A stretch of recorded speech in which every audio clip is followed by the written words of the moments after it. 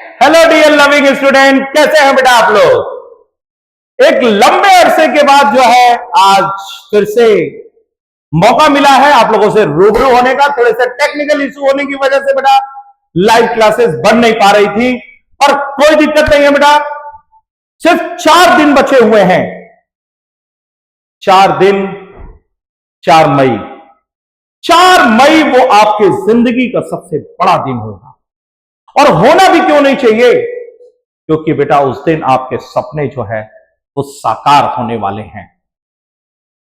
मैं बस ये कहना चाहता हूं बेटा, ये वो समय है जिसमें आप अपने आप को एकदम मजबूत बना करके रखिए। सबसे पहले मैं बात करना चाहता हूं बेटा हेल्थ की। बहुत ज्यादा टेंशन मत लेना बेटा। टेंशन में आकर के रात भर सो नहीं रहे हैं, हेल्थ खराब कर ली है, सारे साल भर की मेहनत बर्बाद हो जाएगी आपकी। टेंशन नहीं लेना है। और टेंशन किस बात का लेना है? सिलेक्शन तो हो रहा ही है। कर्म करो, फल की चिंता ना करो। भगवान श्री कृष्ण ने भी कहा था कर्मण्येवाधिकारस्ते मा फलेषु कदाचन। हे वत्स, तुम कर्म करो, फल की चिंता मत करो। तो मेहनत कर रहे हैं बेटा, लगे रहिए और आपको सफलता जरूर मिलेगी। कुछ बातें हैं, महत्वपूर्ण बातें हैं बेटा, जिनको आपको एकदम दिमाग में बैठा लेना है। और वो क्या बातें हैं बेटा? सबसे पहली बात, साल भर बेटा जो आपने पढ़ा है उसको बस बार बार रिवाइज करते रहिए। नई चीजें मत पढ़िए, नए कॉन्सेप्ट मत पढ़िए। ऐसे लोगों से दूर रहिए जो आपको निगेटिव एनर्जी देते हैं। ऐसे मित्रों से दूर रहिए, विशेष रूप से जो आपको फालतू टाइप के क्वेश्चन ला करके आपको पजल कर देते हैं। इस समय फालतू टाइप के इधर उधर के क्वेश्चंस करने की जरूरत नहीं है। इस समय जरूरत है बेटा जो साल भर आपने पढ़ रखा है उन्हीं को रिवीजन करने की। जितनी बार रिवीजन कर सकते हो उतनी बार रिवीजन करो, और उन चीजों के शॉर्ट पॉइंट्स बना लो जो तुम्हें बार बार भूल जाते हैं। बेटा वो चीजें जो बार बार भूलती है ना, उनको जब याद करोगे तो तुम्हारा कॉन्फिडेंस लेवल अपने आप बढ़ जाएगा। तो इस समय जरूरत है अपने कॉन्फिडेंस लेवल को हाई करने की, मॉरल को बूस्ट अप करने की। पूरी एनर्जी भर डालो, एकदम एनर्जी से लबरेज हो जाओ बेटा। बस याद रखना 4 मई का वो दिन जो तुम्हारी जिंदगी का सबसे बड़ा दिन होगा। अपने कॉन्फिडेंस लेवल को हाई रखिए। अगर मैं बात करता हूं बेटा केमिस्ट्री की, केमिस्ट्री वाला केमिस्ट्री की बात करेगा। बेटा केमिस्ट्री को कैसे 4 दिनों में संयोजित करें, इस केमिस्ट्री को 4 दिन में क्या क्या कैसे बांट के करें। बेटा देखो, सबसे पहली बात तो मैं भी बता देता हूं बेटा, केमिस्ट्री में 3 पोर्शन है तुम्हारा, फिजिकल, ऑर्गेनिक और इनऑर्गेनिक। सबसे पहले तो बेटा मैं स्टार्ट करना चाहूंगा आपके इनऑर्गेनिक से। बच्चे सबसे ज्यादा परेशान होते हैं इनऑर्गेनिक में, रट रहे भूल जा रहे, रट रहे भूल जा रहे। बेटा एक बात बता देता हूं तुमको, सबसे पहले ढंग से पढ़ो तुम पीरियोडिक टेबल। पीरियोडिक टेबल के जो ऑर्डर लगाने वाले क्वेश्चन है, atomic radii, ionisation energy, electron gain enthalpy, electronegativity, acidic nature, basic nature, और 100 से ऊपर जो एलिमेंट के नाम है, ये बेटा अच्छे से तुम देखो, इसमें से एक क्वेश्चन आना ही आना है। कभी कभी एक क्वेश्चन या 2-2 क्वेश्चन पीरियोडिक टेबल से उठा के पूछ लेता है। पीरियोडिक टेबल तो पूरा बेस है। फिर आ जाते हैं बेटा हम केमिकल बॉन्डिंग में। केमिकल बॉन्डिंग से क्वेश्चन आए ना, ये हो नहीं सकता। अभी मैं बता दे रहा हूं बेटा, मॉलिक्यूलर ऑर्बिटल थ्योरी से बॉन्ड ऑर्डर के क्वेश्चन, बॉन्ड लेंथ के क्वेश्चन, स्टेबिलिटी के क्वेश्चन आने ही आने हैं। उसके बाद बेटा आप आ जाओ तो डाइपोल मोमेंट है, डाइपोल मोमेंट के स्पेशल 1-2 क्वेश्चन आपने कर रखे होंगे, वो तैयार रखना है। हाइब्रिडाइजेशन तो 100% तैयार होना चाहिए बेटा, हाइब्रिडाइजेशन तो क्वेश्चन आता ही आता है। उसके बाद आता है बेटा आपका सॉल्युबिलिटी, स्टेबिलिटी, ये सब पॉइंट्स बना करके इनको रख लो। हाइड्रोजन बॉन्डिंग से रिलेटेड क्वेश्चन के पॉइंट्स बना के रख लो बेटा। मतलब ये वो क्वेश्चन है बेटा, 3 से 4 क्वेश्चन तो केमिकल बॉन्डिंग आपका उठाएगा। फिर आ जाते हैं बेटा कोऑर्डिनेशन। कोऑर्डिनेशन को तो बेटा 4 से 5 क्वेश्चन आने ही आने, डी ब्लॉक को अटैच कर लो। कोऑर्डिनेशन में बेटा आपके आइसोमेरिज्म, चाहे वो स्ट्रक्चरल हो या स्टीरियो हो, स्टीरियो के भी ऑप्टिकल और ज्योमेट्रिकल के स्पेशल टाइप के क्वेश्चन मैंने बता दिया। पीटी ट्वाइस Cl2 वाला क्वेश्चन आना ही आना है बेटा। एक पीटी थ्राइस वाला क्वेश्चन ऑप्टिकल आइसोमेरिज्म से आता ही आता है। तो बेटा आइसोमेरिज्म को बढ़िया से देखिए। उसके बाद क्रिस्टल फील्ड थ्योरी अच्छे से देखना बेटा। क्रिस्टल फील्ड थ्योरी से हाइब्रिडाइजेशन से रिलेटेड क्वेश्चन पूछेगा। वर्नस थ्योरी में आता है तो 2 ही क्वेश्चन बनता है, मैक्सिमम नंबर ऑफ आयंस के क्वेश्चन बनते हैं, और दूसरे तुम्हारे बनते हैं बेटा प्रेसिपिटेट वाले। फिर आ जाता है बेटा सिंपल मेटल कार्बोनिल बॉन्डिंग में सीओ की बॉन्ड लेंथ से क्वेश्चन पूछता है। तो ये सब बेटा देखिए सिंपल सिंपल टॉपिक्स है और थोड़ा सा भी अगर अच्छे से आप पढ़ लोगे बेटा तो बहुत अच्छा इसमें स्कोर कर सकते हो। इनऑर्गेनिक में पहले ये 3 चैप्टर तैयार करिए, उसके बाद बाकी जितने भी चैप्टर हैं एक बार बेटा एनसीईआरटी से बस रीड कर जाओ। एक बार कर लिए, पढ़े तो हो गई बेटा, बस उसको रीड करते रहो, उसके क्वेश्चन जब तुम्हारी आंखों के सामने आएंगे ना तो तुरंत वो तुमको रिकॉल हो जाएगा। ऑक्सी एसिड ऑफ फास्फोरस तैयार होना चाहिए, oxy acid of halogen, oxy acid of sulphur आने वाले हैं बेटा। अब चलो आते हैं हम लोग ऑर्गेनिक की तरफ। ऑर्गेनिक में सबसे पहले ना बेटा तुमको नेमिंग रिएक्शन एकदम बढ़िया से रट जाना चाहिए, उसकी पर्ची बना लो, सुबह दोपहर शाम देखते रहो नेमिंग रिएक्शन। नेमिंग रिएक्शन से बेटा क्वेश्चन अच्छे क्वेश्चन बनते हैं तुम्हारे। मैं अभी कह रहा हूं बेटा ऐसा हो नहीं सकता कि नेमिंग रिएक्शन से क्वेश्चन ना आए। बहुत से क्वेश्चन जानते हैं, Hofmann bromide degradation, Cannizzaro, aldol, ये सब ऐसे रिएक्शन है, Reimer Tiemann reaction, Kolbe reaction, Darzens process, frequently पूछे जाने वाले, ओजोनोलिसिस, ये सब बेटा ऐसे रिएक्शन है जो बार बार पूछते हैं। हेलोफॉर्म टेस्ट है, तो बेटा इनको अच्छे से पहले देख लो। फिर आ जाओ बेटा जीओसी में stability of carbocation, stability of carbanion, free radical, hyper conjugation के एप्लीकेशन पे बेस्ड क्वेश्चन, स्टेबिलिटी के साथ साथ जो acidic nature, basic nature, electrophilic substitution, nucleophilic addition, इन सब ऑर्डर टाइप के जो क्वेश्चन पूछते हैं बेटा उनको अच्छे से देख लीजिए। फिर आइसोमेरिज्म देख लीजिए। नॉमेनक्लेचर बेटा बहुत प्रैक्टिस करके रखे हो, वो आराम से कर ले जाओगे। अब बारी आती है बेटा हमारे फिजिकल की। तो जब हम फिजिकल में आते हैं बेटा, तो फिजिकल में मैं बताना चाहता हूं बेटा सबसे पहले तुम स्टार्ट करो आयनिक इक्विलिब्रियम से। आयनिक इक्विलिब्रियम में बेटा आपको सबसे पहले जितने भी फॉर्मूले दिए हुए ना उनको देखिए। जैसे बफर सॉल्यूशन बहुत अच्छे से देखो। बफर सॉल्यूशन में टाइट्रेशन है, टाइट्रेशन आपको बहुत अच्छे से बताया हुआ बेटा। बफर सॉल्यूशन के जो फॉर्मूले हैं, कौन बफर फॉर्म करता है, उसके बाद सॉल्युबिलिटी प्रोडक्ट और सॉल्युबिलिटी के रिलेशंस, कंसंट्रेशन निकालना, ये बेटा बहुत पूछा जाता है।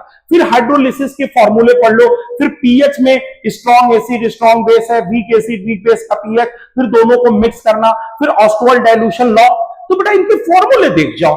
फिर आ जाओ बेटा तुम्हारे केमिकल इक्विलिब्रियम में तुम्हारे ली चेक के प्रिंसिपल्स हो गए। उसके पहले बेटा जो छोटे छोटे फॉर्मूले हैं, इक्विलिब्रियम कांस्टेंट के ऊपर स्टोइकियोमेट्री का क्या इफेक्ट पड़ता है जब दो को जोड़ें या घटा दें या किसी से मल्टीप्लाई कर दें, ये तो बेटा बहुत ज्यादा पूछता है। इतना पढ़ लिया केमिकल इक्विलिब्रियम, आपका रिलैक्स हो जाएगी। अब आ जाओ बेटा सोल्यूशन में देखो बेटा मैं आपको बताता हूं आइडियल सोल्यूशन के एग्जांपल, नॉन आइडियल सोल्यूशन के पॉजिटिव नेगेटिव डेविएशन के एग्जांपल याद करके जाना। बाकी कंसंट्रेशन के फॉर्मूले, molarity, normality, weight fraction, volume fraction, strength, ये फॉर्मूले देख जाओ। उसके बाद आ जाओ बेटा वेपर प्रेशर में राउल्स लॉ के फॉर्मूले, नॉन वोलेटाइल के लिए, वोलेटाइल के लिए। फिर आती है बेटा आपकी कॉलिगेटिव प्रॉपर्टी और उनके फॉर्मूले पढ़ लिया, वन हाफ फैक्टर पढ़ लिया, फॉर्मूले पढ़ लिया, बस इतना काम हो गया सोल्यूशन का खत्म। अब आ जाओ बेटा इलेक्ट्रोकेमिस्ट्री में सबसे पहले आपका formula conductivity equal to conductance into cell constant, lambda m 1000 K upon molarity, lambda eq 1000 K upon normality, ये सिंपल फॉर्मूला हुआ।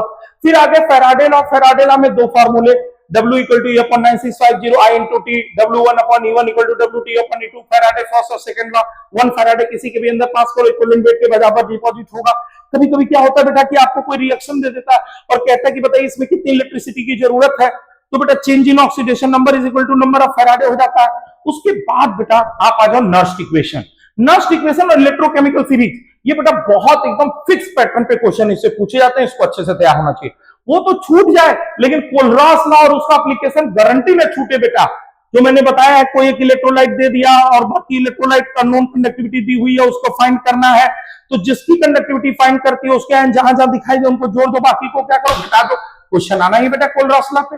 फिर आ जाएगा बेटा बैटरी में सेकेंडरी सेल का चार्जिंग और डिस्चार्जिंग जरूर देख लेना बेटा, ठीक है। ये तो बेटा देखो इलेक्ट्रोकेमिस्ट्री हो गया। अब काइनेटिक्स में आ जाओ। काइनेटिक्स में स्टोइकियोमेट्री के टर्म में रेट ऑफ रिएक्शन आपको लिखने आना चाहिए।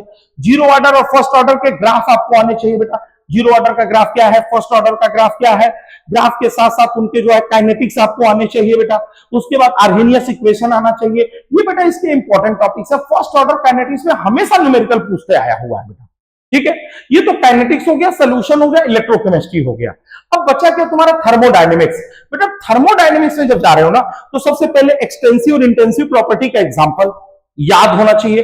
First law of thermodynamics delta E is equal to Q plus W, ये भी आपको याद होना चाहिए। फिर delta H equal to delta E plus delta NG RT, ये रिलेशन याद होना चाहिए। Heat at constant pressure is equal to change in enthalpy, heat at constant volume equal to change in internal energy, ये भी याद होना।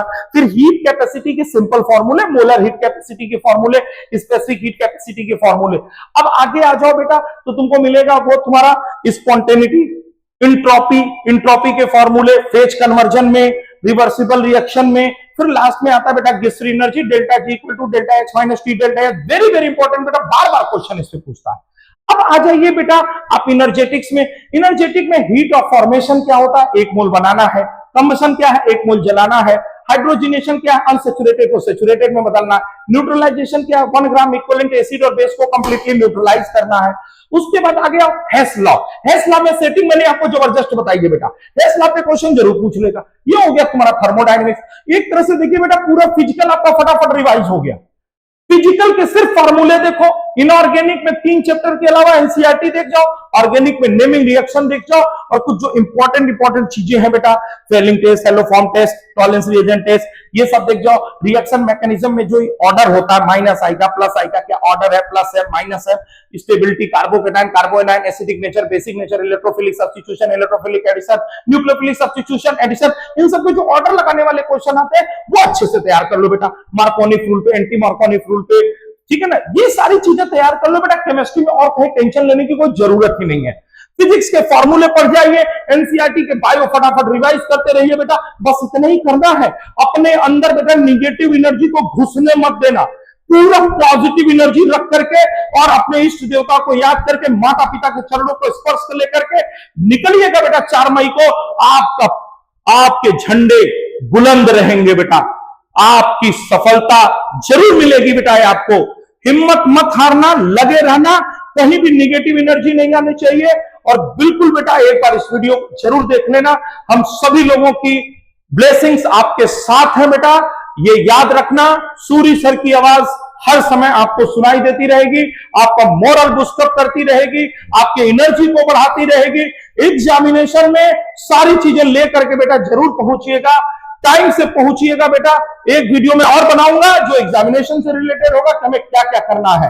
लेकिन अभी 3 दिन बचे हुए हैं, 4 दिन बचे हुए हैं। इन 4 दिनों में बेटा बस रिवाइज करते रहो, अपना कॉन्फिडेंस लूज मत होने देना, और अपने दिमाग में कभी मत सोचना कि बेटा तुम्हारा सिलेक्शन नहीं होगा। जरूर होगा बेटा, अगर तुमने मेहनत और ईमानदारी से सच में पूरी तपस्या की है तो तपस्या का फल जरूर मिलेगा बेटा। कहते हैं वक्त से लड़के जो नसीब बदल दे, वक्त से लड़के जो नसीब बदल दे, इंसान वही जो अपनी तकदीर बदल दे। कल क्या होगा कभी मत सोचो, क्या पता कल वक्त खुद अपनी तस्वीर बदल दे, वक्त खुद अपनी तस्वीर बदल दे। तो कल क्या होने वाला बेटा तुमको कुछ नहीं सोचना है। कल तुम डॉक्टर बनोगे और तुम्हारे सपने जरूर साकार होंगे बेटा। हिम्मत मत हारिएगा, लगे रहिएगा बेटा, सपने आपके साकार होंगे। और जाते जाते एक लाइन और कहना चाहूंगा, न पूछ कि मेरी मंजिल कहां है, न पूछ कि मेरी मंजिल कहां है, अभी तो सफर का इरादा किया है।